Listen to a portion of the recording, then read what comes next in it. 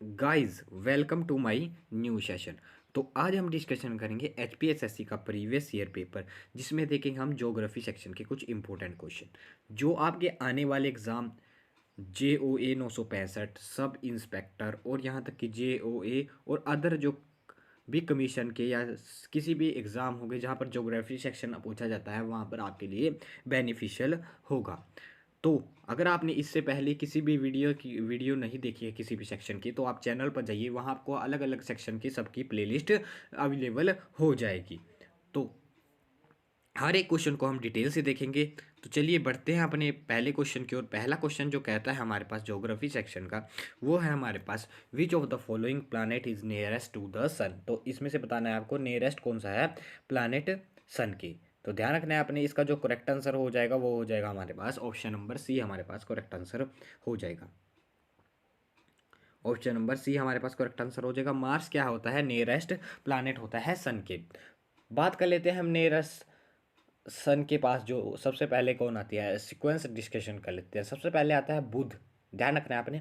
उसके बाद शुक्र आता है, उसके बाद पृथ्वी आता है, उसके बाद मंगल आता है, उसके बाद आता है आपके पास बृहस्पति आता है, उसके बाद शनि आता है, उसके बाद अरुण यानी यूरेनस आता है और वरुण यानी कि नेपच्यून आता है। आपने ध्यान रखना है, इस ऑर्डर को आप कहीं पर नोट कर लीजिए या अपने माइंड में बैठा लीजिए। ठीक है, अब बात कर लेते हैं कौन कौन से जो आपके पास ग्रह है वह क्लॉकवाइज डायरेक्शन में घूमते हैं। हमारी पृथ्वी एंटी क्लॉकवाइज डायरेक्शन में घूमती है सूर्य के परिक्रमण के लिए, लेकिन जो हमारे पास शुक्र और अरुण है वो कैसे क्लॉकवाइज डायरेक्शन में घूमते हैं, अपनी क्या करने हैं, घूर्णन की दिशा को पश्चिम क्लॉकवाइज डायरेक्शन में लेते हैं। ध्यान रखना है अपने। अब बात कर लेते हैं सबसे छोटा ग्रह, पता ही होगा, और हल्का ग्रह बुध है, और सबसे भारी ग्रह कौन सा है? बृहस्पति, आपने याद होगा। अब बात कर लेते हैं बृहस्पति, बुध और शुक्र के कोई अपने क्या नहीं है, उपग्रह नहीं है। ध्यान रखना है आपने। और मंगल के उपग्रह काफी बार पूछे गए हैं पेपरों में। इसका एक फोबस, ध्यान रखना है आपने, फोबस, और एक है हमारे पास डीमोस। और पृथ्वी का तो आपको पता ही है। बात कर लेते हैं सबसे दूर जो प्लेनेट है, कौन है? नेपच्यून। ध्यान रखना है आपने, नेपच्यून। अब नेपच्यून पर कौन सी गैस सबसे ज़्यादा पाई जाती है? ध्यान रखना है आपने, मीथेन सबसे ज़्यादा पाई जाती है, CH4, जिसका फॉर्मूला होता है, आपने ध्यान रखना है। और इंटरनेशनल एस्ट्रोनॉमिकल यूनियन के द्वारा क्या किया गया था, प्लेटो एक नवा ग्रह होता है जिसे 2006 में क्या ग्रहों की कैटेगरी से अलग कर दिया गया था। आपने ध्यान रखना है, क्वेश्चन भी आपको आने वाले एग्जाम में पूछा जा सकता है, क्योंकि आप टफ लिखा हो, ये काफ़ी क्वेश्चन काफ़ी टाइम से पूछा नहीं जा चुका है। नेक्स्ट है हमारे पास the cloud float in a atmosphere because of, यानी कि क्लाउड आपके पास हवा में क्यों तैरते हैं? क्या कारण है कि क्लाउड जो है हवा में तैरते हैं? आपने ध्यान रखना है। तो इसका जो मेन कारण है वो है हमारे पास लो डेंसिटी के कारण, लेस डेंसिटी के कारण। ऑप्शन नंबर डी हमारे पास करेक्ट आंसर हो जाएगा। बात क्या होती है, यानी कि जो हमारे पास क्लाउड होते हैं वो किससे मिलकर बने होते हैं? वाटर वेपर से मिलकर बने होते हैं। और वाटर वेपर से मिलकर बने होते हैं, तो वाटर वेपर का जो डेंसिटी होती है वो किससे लेस होती है? एयर से लेस होती है। तो एयर से लेस होगी तो क्या करेंगे, जो हमारे पास बायोन्सी फोर्स, यानी कि ग्रेविटी के द्वारा बायोन्सी फोर्स लगाई जा रही है, यानी कि ग्रेविटेशन फोर्स लगा जा रही है, उस कारण क्या बायोन्सी फोर्स लगती है और वो क्या करते हैं, हवा में तैरते रहते हैं। ये कारण होता है हमारे पास क्लाउड का फ्लोटिंग करने का। अब बात कर लेते हैं क्लाउड से रिलेटेड कुछ क्वेश्चन के बारे में। अब क्लाउड बनते क्यों हैं? बनते आडियाबैटिक प्रोसेस के थ्रू बनते हैं। ध्यान रखना है आपने, किस प्रोसेस के थ्रू क्लाउड बनते हैं, ये क्वेश्चन भी पहले ज्योग्राफी सेक्शन में पूछा गया है। एडियाबैटिक प्रोसेस के थ्रू, एडियोबैटिक प्रोसेस के थ्रू बनते हैं, आपने ध्यान रखना है। मैं प्रोसेस का ना लिख लेता हूँ, आपने नोट कर लेना है इसको।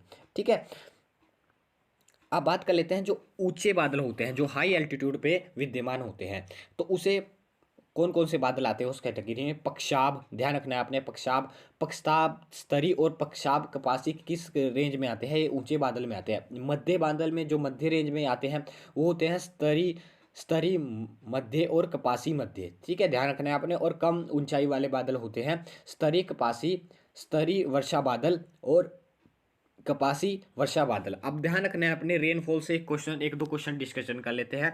आप ध्यान रखना है अपने, इंडिया में ज़्यादातर कौन सी रेनफॉल होती है, ये क्वेश्चन पूछा गया था। आपने ध्यान रखना है कन्वेंशनल रेनफॉल होती है। ठीक है, कन्वेंशनल रेनफॉल होती है जो क्या करती है, लो एयर प्रेशर से हाई प्रेशर की ओर जाती है और उस कारण बादल बनते हैं और कन्वेंशनल रेनफॉल होती है। और एक आती है ओरोग्राफिक रेनफॉल, ओरोग्राफिक रेनफॉल उसमें क्या होता है आपके पास, मान लो कि अरावली पर्वत है, पर्वतमाला है, उससे परे मानसून नहीं पहुंच पाएगा या बादल नहीं पहुंच पाएगा, वो क्या करेगी, उसको पुश करेगी और वहां पर वर्षा करा देगी अरावली के इधर साइड, यानी कि मान लो कि इधर की साइड वर्षा करा देगी और इधर की साइड सूखा रह जाएगा। ठीक है, इसको बोलते हैं ओरोग्राफिक रेनफॉल, आपने ध्यान रखना है।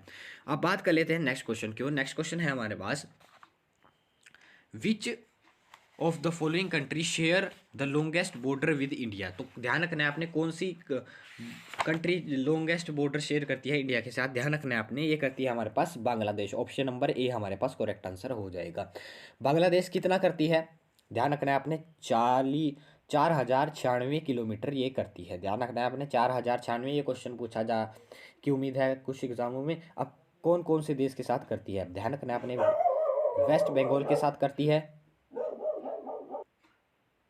और त्रिपुरा के साथ करती है, और किसके साथ करती है, मेघालय के साथ करता है बांग्लादेश, और मिजोरम और असम के साथ करता है। बस सेकंड नंबर पे कौन आता है, सेकंड नंबर पे चीन आता है, जिसका टोटल कितना है, 3,488 किलोमीटर बॉर्डर शेयर करता है। ध्यान रखना है आपने। उसके बाद आता है हमारे पास पाकिस्तान। ठीक है, पाकिस्तान के बाद आता है नेपाल, नेपाल के बाद आता है म्यांमार। तो आपने कुछ इतने ध्यान रखने हैं। ठीक है, अब एक क्वेश्चन पूछा गया है कि भारत को श्रीलंका के साथ कौन सी स्टेट जोड़ती है, तो ध्यान रखना है पाक जल संधि, यानी कि पाक स्टेट इंडिया को किससे जोड़ता है, श्रीलंका के साथ जोड़ता है, तमिलनाडु वाले रीजन को, आपने ध्यान रखना है।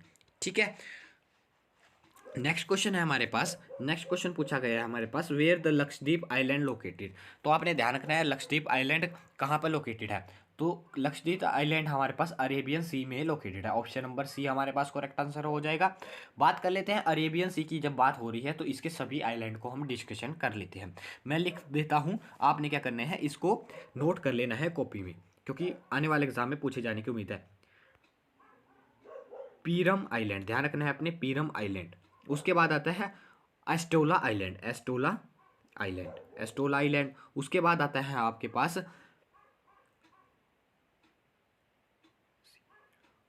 मशीरा आइलैंड, ध्यान रखना है आपने, मशीरा आइलैंड, RAH। उसके बाद आता है आपके पास पिरोटन आइलैंड, पिरोटन आइलैंड भी आता है, और एक आता है बासवराज दुर्गा आइलैंड, बासवराज दुर्गा आइलैंड। ये सब कहाँ पड़ते हैं, ध्यान रखना है आपने, आप वीडियो को रिपीट करके फिर सुन सकते हैं कौन कौन से कहाँ पर पड़ते हैं। मैं बासवराज दुर्गा आइलैंड की स्पेलिंग लिखता हूँ, BASVARAJ, आग दुर्गा की स्पेलिंग और आइलैंड, तो ध्यान रखना है आपने, इसको नोट कर लेना है। नेक्स्ट क्वेश्चन है हमारे पास, the Indira Gandhi canal gets water from which river. तो इंदिरा गांधी केनाल जो आपके पास वाटर कौन कौन सी रिवर से प्राप्त करती है, तो ध्यान रखना है, इसका जो करेक्ट आंसर हो जाएगा वो हो जाएगा हमारे पास ऑप्शन नंबर सी, हमारे पास करेक्ट आंसर हो जाएगा। सतलुज से भी और ब्यास से भी। अब ब्यास और सतलुज से क्या करती है, यानी कि आपके पास ब्यास किस में मिलती है, सतलुज में मिलती है, और सतलुज इससे क्या होती है, इंदिरा गांधी केनाल क्या करती है, पानी प्राप्त करती है। अब बात कर लेते हैं कुछ रिवर के बारे में, जो जिनका ओरिजिन कहाँ कहाँ पर होता है, ध्यान रखना है आपने, कहाँ कहाँ पर होता है। अब बात कर लेते हैं ओरिजिन। सबसे पहले बात करते हैं झेलम नदी का। झेलम नदी, कई बार इसका ओरिजिन पूछ लिया जाता है। इसका नाम है बेरी नाग, कश्मीर से इसका कहाँ होता है, क्या उद्गम होता है, आपने ध्यान रखना है। सतलुज का कहाँ होता है, तिब्बत के मानसरोवर झील से इसका उद्गम होता है। बात आती है चंबल की। चंबल का उद्गम कहाँ से होता है, चंबल नदी का उद्गम मध्य प्रदेश के मऊ के समीप पाव पहाड़ियाँ के सिंगार चोरा चोटी से होता है, ध्यान रखना है आपने। उसके बाद आते हैं आपके पास नर्मदा, नर्मदा विंध्याचल पर्वत श्रेणी से कहाँ पर होता है, अमरकंटक नामक पहाड़ियों से इसका क्या होता है, उद्गम होता है। बात आती है महानदी की। महानदी के रायपुर, छत्तीसगढ़ के रायपुर के सिहवा के समीप से होता है, आपने ध्यान रखना है। बात आती है आपके पास लूनी नदी की। लूनी अजमेर जिला में नाग पहाड़ियों से निकलती है, ध्यान रखना है आपने, कहाँ से निकलती है, नाग पहाड़ियों से निकलती है। इतना आपने ध्यान रखना है, जिसका उद्गम स्थल हमने डिस्कशन कर लिया है। नेक्स्ट है हमारे पास the forest of Sundarban is also called as. तो फॉरेस्ट ऑफ सुंदरबन को कहा जाता है, इनको कहा जाता है हमारे पास मैंग्रोव फॉरेस्ट। अब मैंग्रोव फॉरेस्ट क्या होते हैं, ध्यान रखना है आपने, मैंग्रोव ट्रीज ये कहाँ पर पाए जाते हैं, अक्सर ज़्यादातर ये पाया जाता है केरल, हो गया तमिलनाडु, हो गया आंध्र प्रदेश वाला रीजन हो गया, ये क्या करते हैं मैक्सिमम कहाँ पाए जाते हैं, जो क्या बे ऑफ बंगाल की तरफ गिरती हैं नदियाँ, उनकी तरफ ये ज़्यादा पर पाए जाते हैं। आपने ध्यान रखना है। एक होती है हमारे पास, ध्यान रखना है आपने। अब बात कर लेते हैं कौन कौन सी रिवर। एक गंगा होती है, महानदी होती है, गोदावरी होती है, और होती है हमारे पास कृष्णा होती है, और कावेरी। ये सभी कहाँ बे ऑफ बंगाल की तरफ बनाती है, और ये कैसे मैंग्रोव फॉरेस्ट का निर्माण करती है। अब बात कर लेते हैं मैंग्रोव फॉरेस्ट होते कैसे हैं। यानी कि आपने ट्री के देखा होगे काफ़ी वीडियो, मतलब फिल्मों में देखा होगा कि फॉरेस्ट के साइड में रिवर है और वहाँ पर पेड़ लगे हुए हैं जिनकी जड़ें क्या हुई हैं पानी के अंदर विद्यमान है, और काफ़ी सी जड़ें होती हैं उनकी, ठीक है, नीचे पानी में विद्यमान के काफ़ी जड़ें होती है, उन्हें ही कहा जाता है मैंग्रोव फॉरेस्ट। अब बात कर लेते हैं कुछ फॉरेस्ट के बारे में। अब बात आती है ट्रॉपिकल एवरग्रीन फॉरेस्ट, जो क्या करते हैं हर टर्म में क्या करते हैं, वहाँ पर क्या होती है 200 से अधिक वर्ष 200 सेंटीमीटर से अधिक वर्षा होती है, और यहाँ पेड़ की पत्तियाँ चौड़ी होती हैं यानी कि बड़ी होती है, और एनाकोंडा भी यहीं पाया जाता है सदाबहार वन में, आपने ध्यान रखना है। बात आती है ट्रॉपिकल सेमी डेडिसियस फॉरेस्ट की। ट्रॉपिकल सेमी डेडिसियस फॉरेस्ट में कौन कौन से पेड़ पौधे पाए जाते हैं। 150 सेंटीमीटर से कम वर्षा वाले पौधे रहते हैं यहाँ पर, साल, सागवान और बांस के पेड़ पौधे पाए जाते हैं। ध्यान रखना है आपने। टोंगा वन भी होते हैं, ये हमारे पास सदाबहार वन होते हैं, और यहाँ पर नुकीली पत्तियों वाले क्या पाए जाते हैं, वृक्ष पाए जाते हैं। ट्रुंडा वन ये काफ़ी बार पूछा गया है, ये बर्फ़ से ढका रहते हैं हमेशा, और गर्मी में यहाँ पर मोस तथा लाइकेंस लगते हैं, ठीक है, मोस और लाइकेंस के पेड़ पौधे यहाँ पर गर्मियों में होते हैं, आपने इतना ध्यान रखना है। अब बढ़ते हैं हम अपने नेक्स्ट क्वेश्चन की ओर। नेक्स्ट क्वेश्चन है हमारे पास, which of the following is cash crop in India. तो ध्यान रखना है आपने, कैश क्रॉप कौन सी होती है इंडिया में, वो है हमारे पास ओनियन। ऑप्शन नंबर सी हमारे पास करेक्ट आंसर हो जाएगा। कैश क्रॉप और कौन सी होती है, केन, शुगर, कपास, कॉटन, जूट, ध्यान रखना है आपने, कॉफ़ी और टी, ये सभी किस कैटेगरी में आते हैं, कैश क्रॉप।